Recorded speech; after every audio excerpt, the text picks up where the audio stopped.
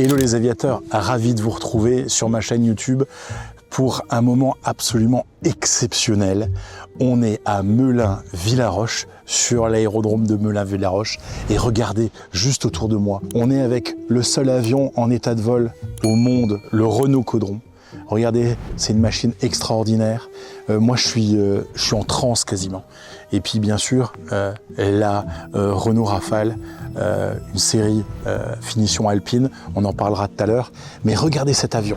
Dans les années 30, la France veut prouver au monde entier son avance technologique dans l'aviation. C'est dans ce contexte qu'apparaît un avion devenu mythique, le Caudron Rafale C460. Conçu par le constructeur français Caudron, cet avion de course est pensé pour une seule chose: la vitesse. Avec sa silhouette ultra profilée, son cockpit étroit et son train rentrant, le Rafale impressionne immédiatement. À son époque, il dépasse les 500 km/h, une performance totalement folle pour les années 30. Le Caudron Rafale va alors devenir un symbole de modernité, d'innovation et d'élégance à la française. Derrière cet avion, il y a aussi une histoire industrielle forte, puisque Caudron est racheté par Louis Renault, développe notamment ses moteurs. Près d'un siècle plus tard, cet avion continue de fasciner les passionnés d'aéronautique et inspire encore aujourd'hui le monde automobile.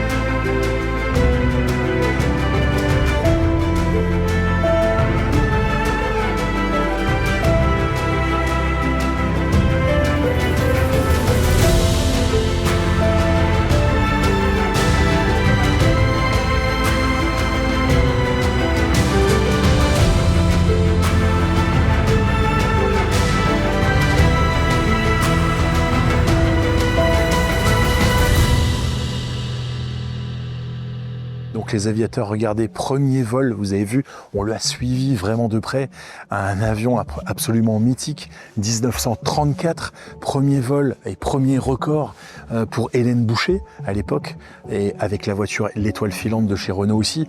Donc tout ça, franchement, c'était très sympa de voir voler cet avion pour la première fois. J'ai vraiment de la chance, et vous aussi, les aviateurs, vous avez la chance de me suivre aujourd'hui sur cette rencontre Renault. Et on va bien sûr en apprendre plus, parce que maintenant on va pouvoir aller interviewer des gens qui se sont occupés aussi bien de la restauration, le pilote et aussi les voitures de la même époque. Donc suivez-moi, on va continuer ce vlog avec des choses absolument extraordinaires. Bruno, oui.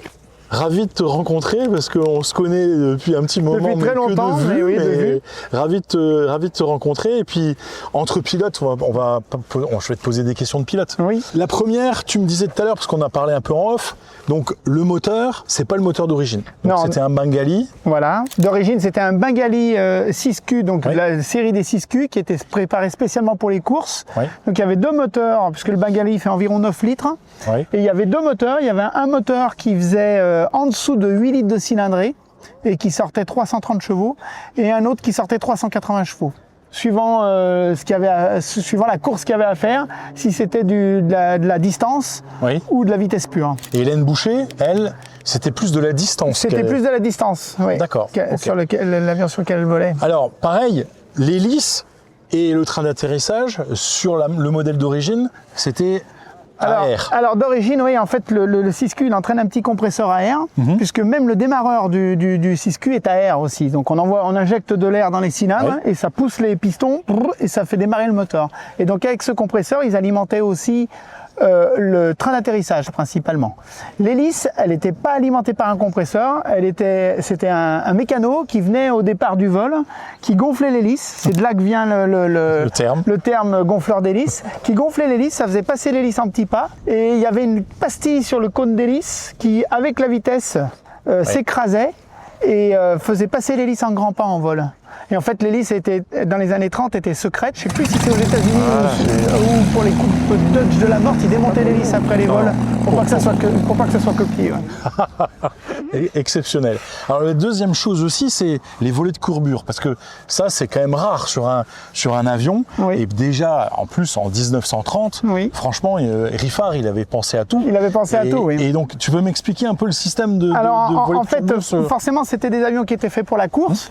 Donc c'est des avions qu'on dit très chargés à l'air. En fait, la charge à l'air, c'est le rapport entre le poids de l'avion et la surface de l'aile. Et forcément, c'est des avions avec peu d'ailes puisqu'il faut aller vite.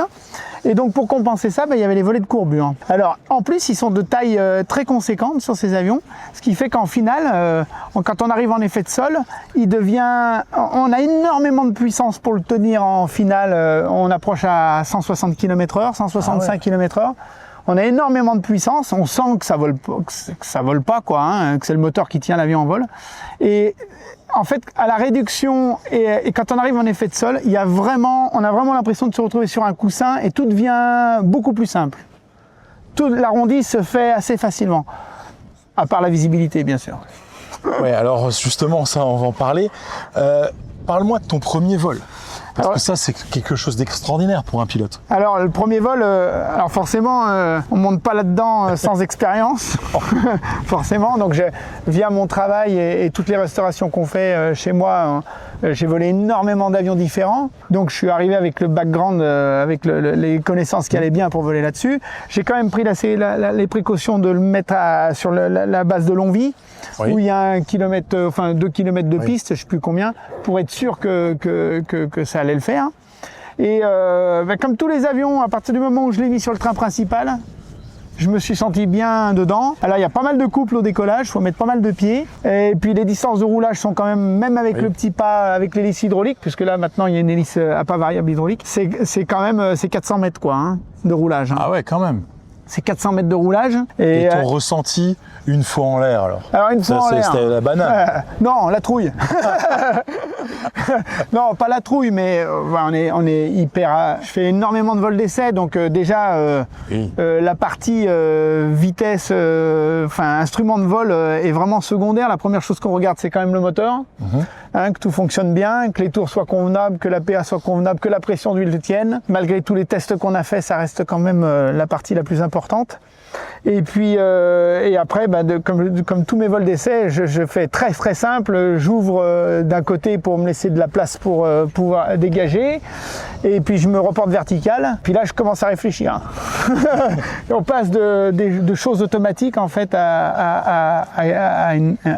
prend un peu de recul dans l'avion et on commence à réfléchir à voir ce qui se passe quoi. La visibilité est meilleure que ce que je pensais, malgré qu'on ait que la tête qui dépasse. Le nez est quand même assez long, il n'est pas très large. Oui, donc tu vois sur les côtés. Donc en mettant un tout petit peu de pied, on voit devant. C'est pas trop le problème. Et on est assis loin derrière dans l'avion, donc en fait on voit en dessous aussi. C'est assez facile en fait. Je veux pas dire que c'est la super visibilité, mais c'est pas pire que dans un pits.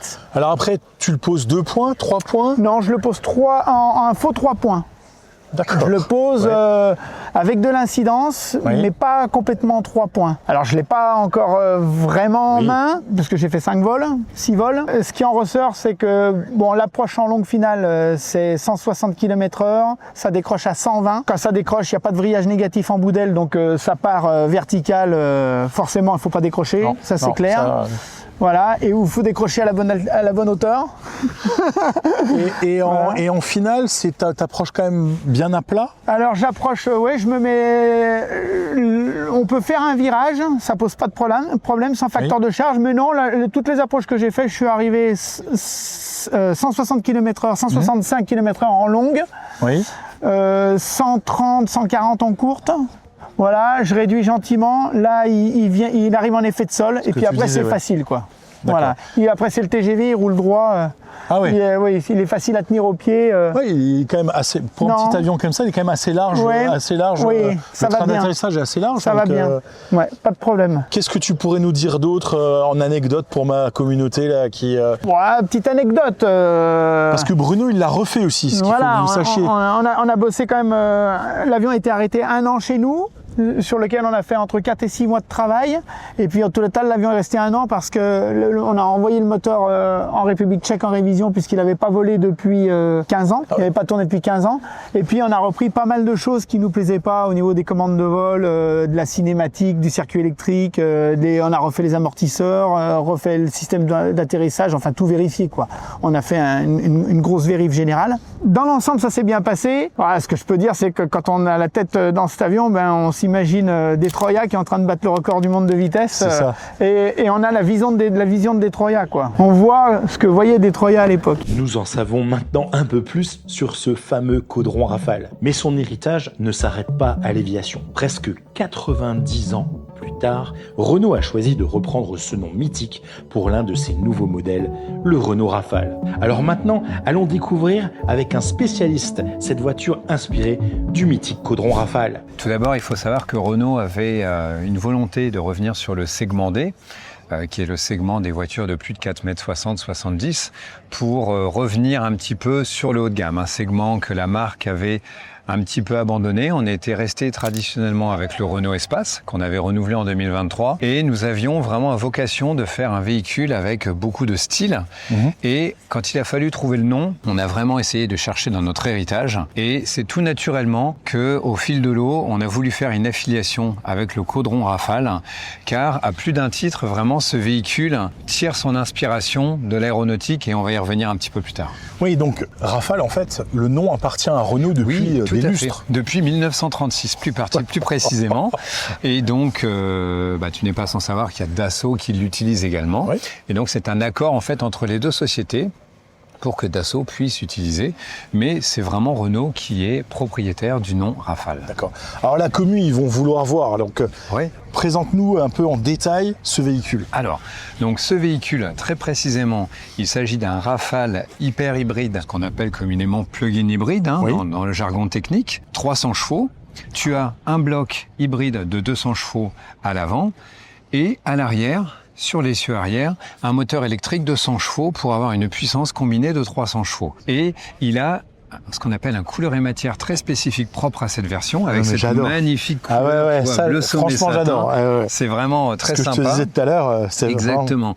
Et également des roues de 21 pouces qui permettent vraiment d'asseoir la voiture et de lui donner un look encore plus sportif. Alors, elle tire malgré tout son héritage de l'aéronautique, comme on le disait, parce que comme tu vois, elle est très fuselée, elle est très pensée pour l'aérodynamique. De l'extérieur, on peut voir qu'elle a ce double aileron là qui fait un petit peu écho également au domaine aéronautique. Et ce que je te propose, c'est qu'on aille voir à l'intérieur justement. Je suis fanat. Alors, Eric, nous voilà à l'intérieur. Donc, comme tu peux le voir déjà, tu disposes d'un cockpit avec 2 grandes dalles de 12 plus 12 pouces qui te donnent vraiment une instrumentation des plus complètes. Et tu es bien installé dans ton poste de conduite. Et ta main vient naturellement se reposer ici, qui est sur ce petit poignet, ce slider, comme on l'appelle, qui évoque vraiment, tu vois, un peu une poignée de poussée de gaz pour un avion. Voilà. Donc c'est vraiment le premier clin d'œil, si tu veux, avec en plus en complément sur cette version hybride rechargeable, le petit bouton ici qui te permet en fait d'activer la conduite 100% électrique. Et donc à ce titre-là, quand tu roules dans des villes pour lesquelles entre guillemets il y a une certaine contrainte, tu peux rouler en 100% électrique jusqu'à 100 km d'autonomie sans jamais que le moteur thermique se déclenche. Autre petit clin d'œil également, cette version-là est équipée, tu peux le voir, d'un affichage tête haute qui projette directement, en fait, à la manière aussi d'un système avionique, toutes les informations essentielles relatives à la navigation dans cet espace-là. Comme le head of display. Exactement, c'est tout à fait ça. Donc maintenant, ce que je te propose, c'est qu'on aille voir à l'arrière un petit détail assez intéressant. Ça marche. Alors, à l'arrière, déjà, tu peux le voir, Ouais, on a de la énormément de place. Hein, Vous avez vu les aviateurs, moi je suis bien portant. Hein. Voilà, j'ai de la place. Donc, on est bien assis. On a également à notre disposition un accoudoir dit intelligent, pour lequel, en fait, tu retrouves à la fois de la technologie avec des ports USB ici, et également des petits supports que tu peux avoir à chaque fois pour que chacun ait son petit téléphone d'incliné ou également une tablette pour les enfants. Donc, c'est un véhicule, je dirais, qui est aussi bien pensé pour le conducteur que les passagers. Regardez les aviateurs. Voilà. Donc là, vous allez pouvoir regarder mes vidéos.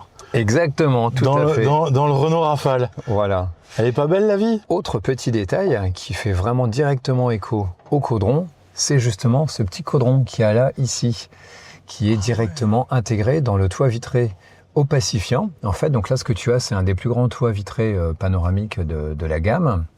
Et donc, il est opacifiant, c'est-à-dire que il est multicouche et donc par une simple pression sur le bouton ou via la commande vocale avec Google, tu peux très bien obtenir une vision complètement claire et ainsi avoir un panorama bien dégagé et voir les avions très clairement au-dessus de toi. C'est aussi un rappel avec l'aéronautique, puisque aujourd'hui, tous les hublots dans les Airbus, etc., c'est exactement le même principe. Oui, tout à fait. Donc voilà un petit peu un tour rapide entre guillemets du propriétaire qui te montre vraiment toutes les qualités de ce véhicule qui, pour rappel, a été vraiment en étroite collaboration avec Alpine pour cette version-là, avec 4 roues motrices et également les roues directrices pour assurer en fait un rayon de braquage digne d'une citadine en fait. On a le même rayon de braquage qu'une Clio avec un véhicule de plus de 4,70 m, donc c'est quand même un avantage certain. Pour terminer cette vidéo, je vous propose maintenant de rencontrer 2 passionnés qui travaillent autour d'E Originals Renault. Ensemble, nous allons découvrir des anecdotes fascinantes sur l'histoire du caudron Rafale, mais aussi sur les voitures historiques qui ont marqué l'aventure industrielle du groupe Renault. Des histoires parfois méconnues qui montrent à quel point l'automobile et l'aéronautique ont longtemps partagé la même passion pour l'innovation, la vitesse et le rêve. Ah, les aviateurs, on se retrouve vraiment dans le vif du sujet là, parce que là je suis avec 2 spécialistes de la collection Renault, The Original, la collection. Étienne, merci de nous accueillir, Dominique également. Donc expliquez-moi, donc Flin, 800 véhicules à peu près? 740. 740, ah ça c'est précis. Parce qu'on en a vendu une centaine l'année dernière aux ventes aux enchères. D'accord. Voilà, parce qu'on voulait rénover la collection, acheter de nouveaux modèles. Donc c'est une collection qui vit. Alors, et en plus, avec un char. Tout à fait, un char de 1917, qui sera un peu l'un des moments forts du futur musée sur lequel on travaille, parce qu'on va raconter un peu 14-18 et on va parler du char, taxi de la Marne, beaucoup d'autres choses et des moteurs d'avion. D'accord. Et la boucle est bouclée. D'accord. Alors, dans cette collection, on va y mettre un avion. Oui. Alors pourquoi, expliquez-moi, pourquoi cet avion? Parce qu'il est beau. Ah bah ça, oui, alors là, je vais te dire, ça, tu prêches un convaincu. C'est un fils de pilote, un frère de pilote qui vous le dit, c'est le plus beau des avions. Voilà. Et accessoirement, c'est un avion Renault, puisque l'histoire le rappelle. Louis Renault a racheté l'entreprise Caudron, les frères Caudron, en 1933, au moment où ça allait un peu plus mal pour les frères Caudron. Et donc, il y avait à la tête de l'ingénierie, il y avait un fameux Marcel Riffard, ingénieur très réputé, et qui a commencé à sortir des formes exceptionnelles. Et entre autres, l'idée de Louis Renault, c'était de bénéficier de cette expertise pour faire ce qu'on voit derrière, c'est-à-dire des véhicules profilés comme des avions. Voilà.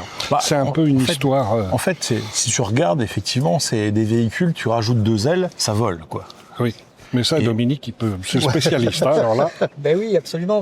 L'influence, ce qui va se passer dans les années 30, c'est qu'on va changer de paradigme. On va abandonner les caisses carrées, qui sont issues du monde hippomobile du passé, et on va s'inspirer de l'aéronautique. Et c'est là que Marcel Riffard va justement jouer un rôle, puisque non seulement il va travailler sur les avions des records, comme on l'a dit, mais il va commencer à travailler sur l'aérodynamisme des voitures. Et c'est aussi l'époque où on va développer les premiers circuits automobiles, justement pour battre des records, à commencer par Montlhéry, créé en 1924. Et dès 1926, la 40 chevaux des records, qui est juste derrière nous, va commencer à battre des records d'endurance. Et puis la Nervasport des records, où là vraiment Marcel Riffard va avoir son influence, qui va, elle, en 1934, elle aussi battre des records. 1934, c'est quand même une date qu'il faut retenir, puisque Hélène Boucher, une des premières femmes pilotes, faut quand même le dire, va faire un record avec ce caudron Rafale à 455 km/h, je crois, sur 100 km. Oui. Et un tout petit peu moins de kilomètres sur 1000 km. Donc elle devient l'icône française, en fait, et ça sert beaucoup à Renault. Ça va faire une pub extraordinaire à Renault avec ces deux records et ce caudron Rafale. Et alors, je vais vous poser une colle. Vous savez d'où elle décolle? Alors, je vous le dis, Guyancourt. Ah, Guyancourt, ouais. Caudron crée l'aéroport de Guyancourt en 1930. Et 70 ans plus tard, Renault vient installer son centre d'ingénierie à Guyancourt. Et les pistes sur les terrains qui accueillaient les pistes oui, parce que l'aérodrome de Guyancourt a été fermé. Ouais. Et donc, ils ont au profit de Villacoublay. Tout à fait. Mais c'est des raccourcis historiques exceptionnels. Ah bah, c'est clair. On est en train d'étudier avec Dominique l'histoire de Renault parce qu'on prépare comment dirais-je, une belle histoire pour le musée et on découvre des pépites. Maintenant, j'ai entendu parler aussi que vous alliez faire un musée 3D. Qui peut me parler de ça? Alors, on a déjà un musée virtuel qui est accessible, où on a 85 modèles exposés en 3D. Dont les modèles qui sont derrière. Dont les modèles qui sont derrière nous, avec toute l'histoire de chacun de ces modèles, les sons, les bruits de clignotants, les bruits de moteur. Mais ça, c'était pas suffisant.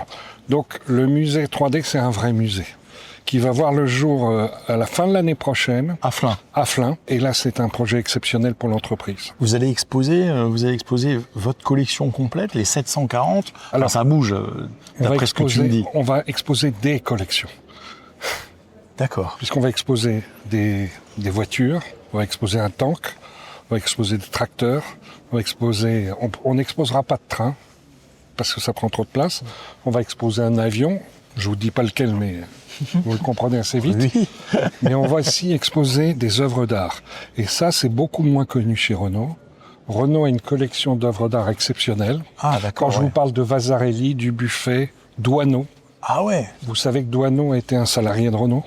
Et donc on a des photos, je crois qu'on a des photos du caudron prises par Doisneau. Donc on a toute une collection d'œuvres d'art. C'est magique. Puisque Renault, à partir des années 60, a donné accès aux artistes pour qu'ils puissent faire des œuvres. C'est une forme de mécénat. Et ils ont fabriqué des objets, des œuvres au sein des usines Renault. Et donc, on veut ouvrir cette collection avec des œuvres exceptionnelles. Et tout le travail qu'on fait aujourd'hui, c'est pour ça que je parle des collections. Oui, d'accord. C'est le lien entre les voitures et les œuvres d'art. Et on va vous proposer un parcours qui sera magique. Alors, si on reparle un peu plus en détail d'Hélène Boucher, on va pouvoir parler de l'étoile filante. Tu peux me parler un peu de cette auto? L'étoile filante, c'est une autre histoire. L'étoile filante, on n'est plus dans des records d'endurance, on va être dans le record de vitesse pure. Oui. Donc là, on va se replonger cette fois en 1956. On est aux États-Unis, sur le lac Salé de Bonneville, et c'était une voiture.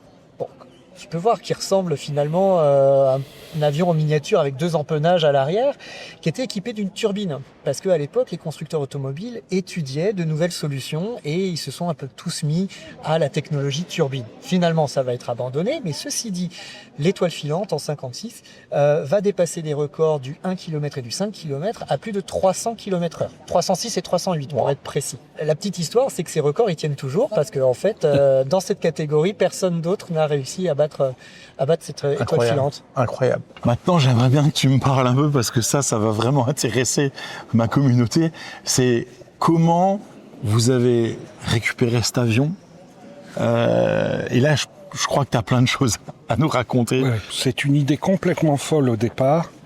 En 2022, on commence à travailler sur le reveal du Rafale. J'ai un patron qui me dit « Tiens, ça serait pas mal qu'on lance le véhicule au Bourget en 2023, pendant le salon du Bourget.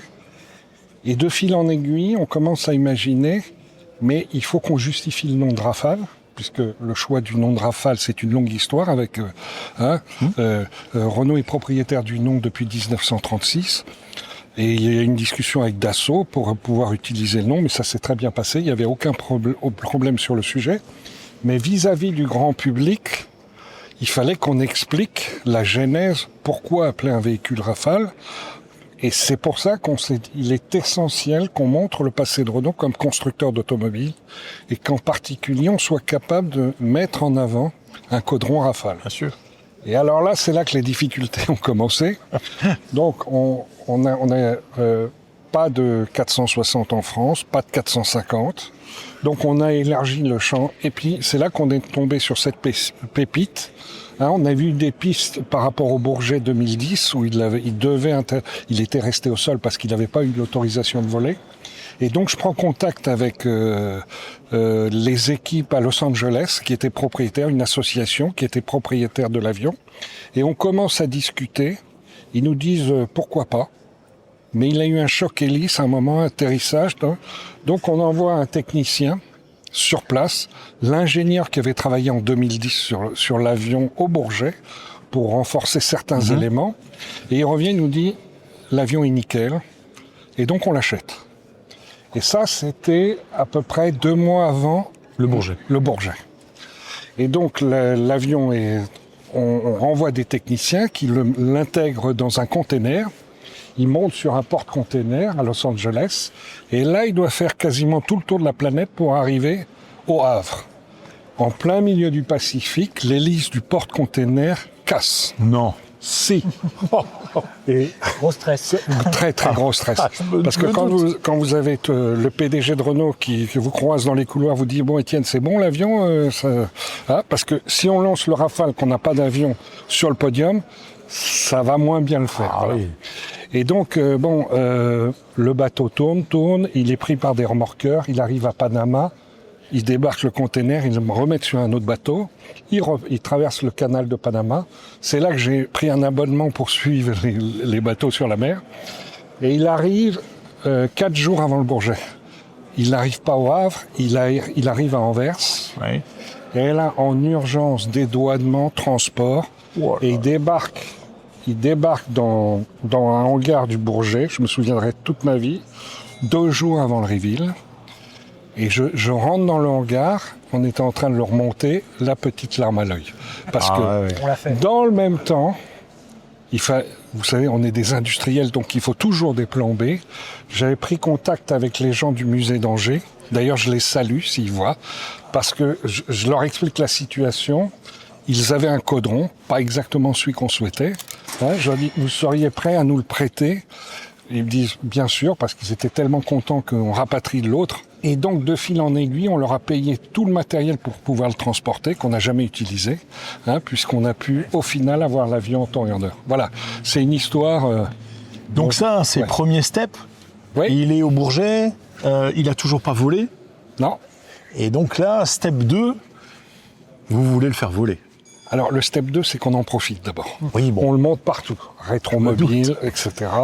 Au Bourget, vous avez tous les... Ah oui. Je me souviens du pilote du Rafale qui faisait les démonstrations, qui a passé une demi-heure autour pour l'admirer. Quoi. Tous les grands pilotes, oui. La pépite était de retour. Hein, ça, c'était quand même très sympa. Et après, l'option qui avait été envisagée à un moment, c'est de le faire voler avec un Bengali, c'est-à-dire changer le moteur tchèque d'origine dessus. Hein. Mais on s'est très vite rendu compte, avec le restaurateur ARS à Dijon, qu'on a choisi parce qu'il nous a accompagnés depuis le début, que c'était pas raisonnable, voire pas possible techniquement. Il fallait reconstruire tout l'avion. Ouais, bon. Et donc on est reparti sur ce moteur. Et puis on arrive aujourd'hui. Oui. Et donc aujourd'hui, encore une fois une larme à l'œil quand même, parce que... Ouais, alors... je l'ai vu voler. Oui. Bon, ça, il faut pas le dire. Mais bien sûr, non. C'est... Là, les 3 passages qu'il a fait, je l'avais pas vu comme ça, juste en dessous. C'est spectaculaire. C'est une forme d'une pureté qui est... C'est une grande fierté pour nous aussi. Ouais, Pouvoir voler, c'est l'aboutissement de toute une aventure. Je me doute. Moi, Moi, j'ai été comme ça parce que quand voir cet avion, comme tu dis d'ailleurs, passer juste au-dessus de nous, là, ça a une silhouette vraiment extraordinaire, quoi. Donc maintenant, les objectifs, c'est d'en faire profiter un maximum avant qu'il n'intègre le musée. Donc on a 2 ans. Alors ça commence ce week-end à la Ferté-Alais. Absolument, le temps des hélices. Oui, Hein. tout à fait. Ça se prolongera au même endroit ici en mois de septembre. Pour Air le, Légende, ouais, début pour Air septembre. Légende. Ouais. Voilà. Dans les 2 ans qui viennent, on va multiplier les sorties pour que un maximum d'amoureux de l'aviation puissent en profiter. Et puis pour nous, faire parler de Renault, parce que c'est quand même C'est quand notre même objectif. Oui, bien sûr. Les aviateurs, ainsi se termine ce vlog. J'espère que vous avez kiffé. En tout cas, moi, j'étais en transe pendant toute la journée. Je veux remercier le groupe Renault de nous avoir accueillis en très petit comité. Franchement, c'était top. Je vous retrouve dimanche prochain, 11 h, pour un nouveau vlog. Si vous volez, volez safe. Ciao les aviateurs.